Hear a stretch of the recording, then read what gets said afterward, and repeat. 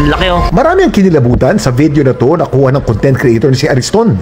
Dahon talaga yung likod niya oh. Sa unang tingin kasi, aakalain mo raw nakarol yung dahon nito na may natutuyong tangkay. Tsaka yung tangkay, napakalambot.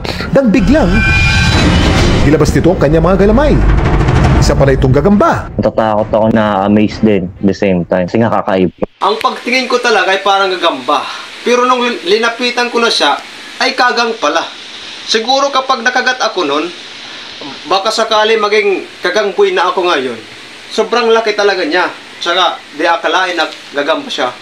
Nung linapitan ko siya, kagang pala. Ang binansagan niyang gagambang alien na ispatan daw niya nang minsan dumayo sa Taytay Falls sa Mahayhay, Laguna. May iba pa pala siyang coloration. Bukod dun sa green and brown na may pagka-silver. Kulay orange siya yung panloob niya na may stripe. Pero anong klaseng gagamba kaya ito? Kuya Kim, pag nakagat ka ba ng kagang, magiging kagang buhay ka ba? Kuya Kim, ano na? Ang mga insekto ay may 6 na paa, may pakpak at may antena. Kala ko talaga, dahon. Yung ninapitan ko talaga sa may dahon, dahon kagang pala. Kaya, hindi na ako magtataka kung anong talagang insekto na yan. Ang pagkaramdam ko talaga, kagang.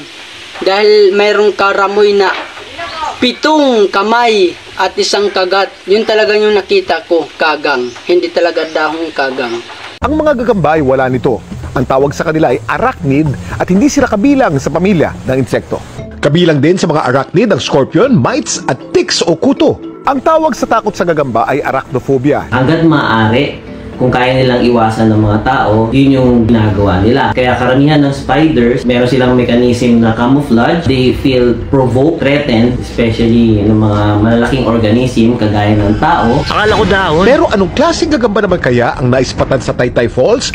Ayon sa isang eksperto, Ang mga kagang talaga ay dinala dito sa Pilipinas ng mga Hapon. Kasi ang kagang talaga ay para pantapat sa mga Pilipinong nangangailangan. Yung kagang talaga ay mga importante. Dito basta-basta kagang, kaya kung kagang ito, kagangin mo ako.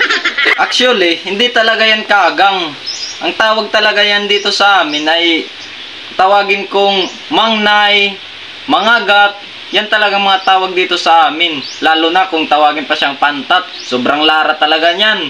Maraming dyan sa giba. Sobrang dami yan. ang kakaibang gagambang nakita ni Ariston ay isang Maltese mohoti, mas kilala sa tawag na Mohot's rolled leaf spider. During the day, they are inactive. Ganun yung pwesto nila. Para silang nakabaliktad na dahon. And kapag malubog na ang araw, ang mga Maltese spider ay orb weavers. Magawa sila ng web na parang spiral wheel. Ang kakaiba nitong itsura, nakakatulong din para madali itong mag-camouflage sa paligid. Yun yung way nila para makakuha ng kanilang pagkain. Wala silang ibang mechanism to fight. Wala siyang reported studies na meron siyang venom. Pero kung itong gagamba naman ang iyong maispatan, naku mag-ingat, lalo't napaka-notorious ng kagat nito.